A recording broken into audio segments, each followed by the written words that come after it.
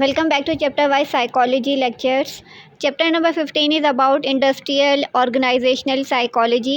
2 lectures हम complete कर चुके हैं. आज लेक्चर नंबर 3 स्टार्ट करेंगे. इसके अलावा chapter number 1 to 14 complete upload हो चुके हैं, जो कि आपको इसी चैनल की playlist #chapter wise psychology lectures में सीरीज़ वाइज मिल जाएंगे. वहां से आप लेक्चर अटेंड करके किसी भी तरह के पेपर की तैयारी कर सकते हो. टॉपिक्स की अगर बात करें तो what is work, historical meaning and concept of work and vocation, ये हम डिटेल में डिस्कस कर चुके हैं. आज हम बात करेंगे नेचर ऑफ वर्क सिचुएशंस, जिसमें हम डिस्कस करेंगे organisational culture and its types.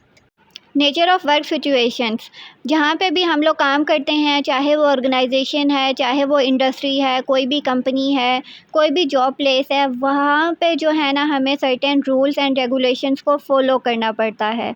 तो जितनी भी ऑर्गेनाइजेशंस या इंडस्ट्रीज़ होती हैं, ये सर्टेन प्रिंसिपल्स के अकॉर्डिंग बिहेव करती हैं, ठीक है. और उसके अलावा अगर ऑब्जर्वेबल बिहेवियर देखें तो उसमें लोगों के बिलीफ, वैल्यूज़ और अजम्पशंस आती हैं, जो कि उनके एक्शंस के बारे में डिस्क्राइब करती हैं. अब ऑर्गेनाइजेशनल कल्चर क्या होता है कि ऑर्गेनाइजेशनल कल्चर डिफ़ाइन करता है, डिस्क्राइब करता है वहाँ के लोगों के एटीट्यूड्स के बारे में, एक्सपीरियंसेस, बिलीव्स, वैल्यूज़ के बारे में, ठीक है. For example, it has been defined as the collection या specific collection of values and norms that are shared by the people and group in an organization and that control the way they interact with each other and with stakeholders outside the organization. ठीक है, अगर आपने start वाला lecture लिया हो तो उसमें हमने बात की थी कि ऑर्गेनाइजेशन या इंडस्ट्री वो एरिया, वो प्लेस होती है जहाँ पे लोग काम करते हैं, और वो लोग इंडिविजुअली भी काम करते हैं और एज अ ग्रुप भी या ग्रुप में भी काम करते हैं.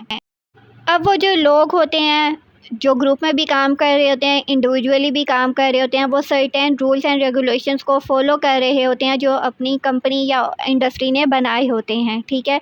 और फिर वो उन्हीं रूल्स, वैल्यूज़, नॉर्म्स को फॉलो करते हुए एक दूसरे से भी इंटरेक्ट करते हैं, और ऑर्गेनाइजेशन के बाहर के जो स्टेक होल्डर्स होते हैं, दूसरी कंपनीज़ होती हैं, दूसरी इंडस्ट्रीज़ होती हैं, उनके साथ भी वर्क करते हैं.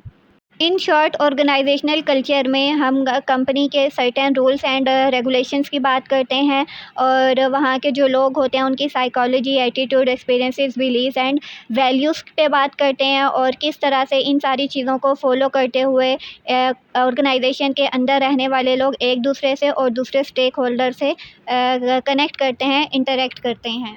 अब हर ऑर्गेनाइजेशन जो है ना उसका तरीक़ाकार जो है वो अलग होता है, अलग से वर्क सिचुएशंस होती है, अलग से ऑर्गेनाइजेशनल कल्चर होता है. तो अब हम डिस्कस करते हैं कि टाइप्स ऑफ ऑर्गेनाइजेशनल कल्चर कौन कौन सी हैं, या टाइप्स ऑफ वर्क सिचुएशंस कौन कौन सी हैं, किस तरह का कल्चर जो है वो ऑर्गेनाइजेशंस में पाया जाता है. First one is strong culture. जिस ऑर्गेनाइजेशन की अपनी वैल्यू से, प्रिंसिपल से, रूल्स एंड रेगुलेशन से स्ट्रॉन्ग एसोसिएशन होगी, इट्स मीन वो ऑर्गेनाइजेशन स्ट्रॉन्ग कल्चर को फॉलो करती है, ठीक है. ऑब्वियसली जब आप किसी भी किस्म के ऑर्गेनाइजेशन के रूल्स को फॉलो करते हो, ऑर्गेनाइजेशन या इंडस्ट्री पे टाइम पे आते हो, टाइम से जाते हो, जो आपको वर्क दिया जाता है या टास्क दिया जाता है वो टाइम पे कंप्लीट करते हो, तो एज अ रिज़ल्ट प्रोडक्टिविटी भी इंक्रीज़ होती है, बोनसेस ज़्यादा मिलते हैं, इंसेंटिव ज़्यादा मिलते हैं, और उस ऑर्गेनाइजेशन का कल्चर के साथ स्ट्रॉन्ग एसोसिएशन होती है, ठीक है. इन शॉर्ट क्या है कि जो कंपनी रूल्स एंड रेगुलेशंस को फॉलो करती है उसकी स्ट्रॉन्ग एसोसिएशन होती है, उसको स्ट्रॉन्ग कल्चर कहा जाता है. तो जिस ऑर्गेनाइजेशन का स्ट्रॉन्ग कल्चर होगा, या उसी ऑर्गेनाइजेशन का स्ट्रॉन्ग कल्चर होगा जो अपने रूल्स एंड रेगुलेशन को अच्छे तरीके से फॉलो करती होगी. उसके बाद लीडर सेंटर कल्चर है कि सारी चीज़ें जो हैं ना वो लीडर पे डिपेंड करती हैं. लीडर सेंटर ऑफ अटेंशन होता है, लीडर ही अपनी बाकी टीम को साथ लेकर चलता है और डिसिप्लिन में लेकर चलता है, ठीक है. और वो अगर कोई उसकी ऑर्डर को अगर सही से फॉलो नहीं करता तो फिर उसको एज अ रिज़ल्ट पनिशमेंट भी दी जाती है, ठीक है. ठीक उसी तरह जिस तरह अगर वो अच्छे टास्क करेगा, टाइम पे टास्क करेगा, तो उसको इंसेंटिव प्रोवाइड किया जाता है. उसके बाद पार्टिसिपेटिव कल्चर होता है. पार्टिसिपेटिव कल्चर वो होता है कि जिसमें सारे एम्प्लॉयज़ जो हैं उनको इक्वली ट्रीट किया जाता है, और हर एम्प्लॉय जो है उसको डिसीजन मेकिंग में इन्वॉल्व किया जाता है. उसकी पार्टिसिपेशन जो है वो बहुत ज़्यादा इम्पॉर्टेंट होती है. उसके बाद डोमिनेंट कल्चर है। डोमिनेंट कल्चर वो कल्चर होता है जो ऑर्गेनाइजेशन के मेजॉरिटी मेंबर्स जो है ना उसकी कोर वैल्यूज़ या सेंट्रल वैल्यूज़ को फॉलो करते हैं। सब कल्चर वो कल्चर होगा जहाँ जो हर डिपार्टमेंट का अगर अलग अलग कल्चर है, अलग अलग रूल्स एंड वैल्यूज़ हैं, अलग प्रिंसिपल्स हैं, तो इट्स मीन के वहाँ पे सब कल्चर है। उसके बाद मैकेनिस्टिक कल्चर है। मैकेनिस्टिक कल्चर में ना ब्यूरोक्रेसी और फ्यूडलिज़्म जैसी वैल्यूज़ को एग्ज़िबिट किया जाता है।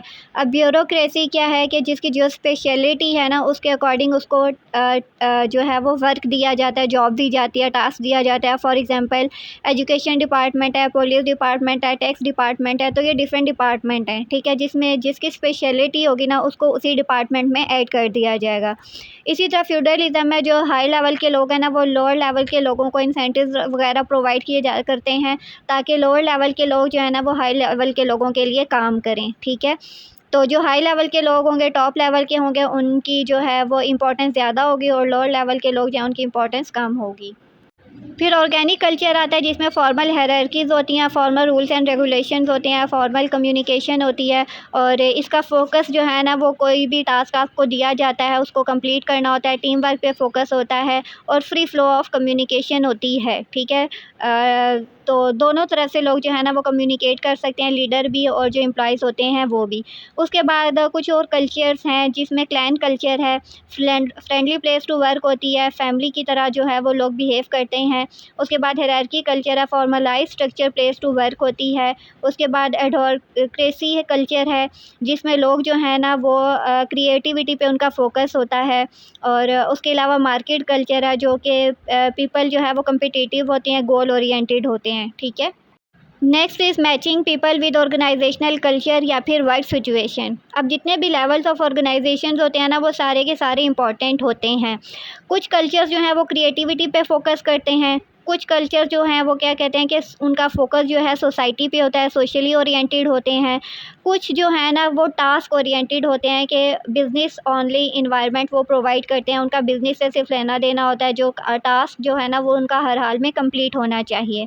उसके अलावा कुछ कंपनीज़ जो हैं वो टीम वर्क पे बहुत ज़्यादा फ़ोकस करती हैं, इंडिविजुअल अचीवमेंट जो है वो उनके लिए इम्पॉर्टेंट होती हैं, वो उसको इनकरेज करते हैं ताकि लोग या एम्प्लॉयज़ जो हैं वो ज़्यादा से ज़्यादा वर्क करें, उनको रिवॉर्ड दिया जाता है और मोटिवेट किया जाता है और मोटिवेशन के लिए उनको पे वगैरह दी जाती है, उनको अपॉर्च्युनिटीज़ वगैरह दी जाती हैं ताकि वो बेहतर से बेहतरीन तरीके से काम कर सकें। तो पहले हमने पढ़ा matching people with organisational culture, ठीक है, यानी कि लोगों को जहाँ का जो वर्क कल्चर है ना, वर्क सिचुएशन उससे मिलता जुलता होना बहुत ज़्यादा ज़रूरी है, ठीक है। उनका जो है वो ही मोटिव होना चाहिए जो कंपनी का है। अगर इस तरह से होगा तो कंपनी जो है वो ज़्यादा ग्रो करेगी। उसके बाद है matching individual values with organisational culture, ठीक है। अब क्या ज़रूरी है कि इंडिविजुअल की जो वैल्यूज़ हैं ना उनका भी ऑर्गेनाइजेशनल कल्चर से मैच होना बहुत ज़्यादा ज़रूरी है, क्योंकि जब वैल्यूज़ मैच होंगी तो वो कल्चर को फॉलो करेंगे, जब कल्चर को फॉलो करेंगे तो प्रोडक्टिविटी इंक्रीज़ होगी और प्रोडक्टिविटी तभी इंक्रीज़ होगी जब लीडर्स जो हैं या जो कंपनी ओनर्स हैं वो अपने एम्प्लॉयज़ को फ्रेंडली एनवायरनमेंट प्रोवाइड करेंगे। तो जितना फ्रेंडली इन्वायरमेंट उनको प्रोवाइड किया जाएगा उतना ही वो फ्रीली एक दूसरे से कम्युनिकेट कर पाएंगे। जब एक दूसरे से फ्रीली कम्युनिकेट कर पाएंगे तो टास्क भी जो है वो टाइम पे कंप्लीट कर पाएंगे। जो डिफ़िकल्टी होगी, जो प्रॉब्लम होगी, कम्प्लेक्सिटी होगी टास्क के दौरान, वो इजीली अपने जो ऑनर हैं या उनका लीडर जो है वो उससे इजीली शेयर कर लेंगे। और फिर इसी तरह जो उन एम्प्लॉयज़ जो हैं उनको असाइनमेंट्स भी दी जाती हैं जो कि इंडिविजुअल या एम्प्लॉयज़ की इंटरेस्ट जो हैं उनको और उनके स्ट्रेंथ्स जो हैं उनको बूस्ट करती है। इन शॉर्ट क्या है कि कोई भी ऑर्गेनाइजेशन तभी सक्सेसफुल होती है जब वो अपने एम्प्लॉयज़ को पॉजिटिव इन्वायरमेंट प्रोवाइड करती है। जब पॉजिटिव इन्वायरमेंट प्रोवाइड करेगी तो एम्प्लॉयज़ हार्ड वर्क करेंगे, जब हार्ड वर्क करेंगे तो एज अ रिज़ल्ट कंपनी जो है वो फ्लोरिश करेगी और कंपनी की जो प्रोग्रेस है वो ज़्यादा इंक्रीज़ होगी, प्रोडक्टिविटी इंक्रीज़ होगी। तो अगर कोई ऑर्गेनाइजेशन चाहती है कि वो हाई लेवल पे जाए तो उसको चाहिए कि वो अपने एम्प्लॉयज़ जो हैं उनके साथ पॉजिटिवली बिहेव करे, उनको मेंटल सेटिस्फेक्शन प्रोवाइड करे, उनको इंसेंटिव दे, रिवॉर्ड्स वगैरह दे, पे की फॉर्म में भी दे सकते हैं और टूर की फॉर्म में भी दे सकते हैं ताकि एम्प्लॉयज़ जो हैं वो ज़्यादा रिलैक्स होकर काम करें और ब्रेनस्टॉर्मिंग जो है वो अच्छे से कर सकें। कोई सवाल हो कमेंट्स में पूछ सकते हैं। नेक्स्ट लेक्चर में मिलेंगे। Till then take care.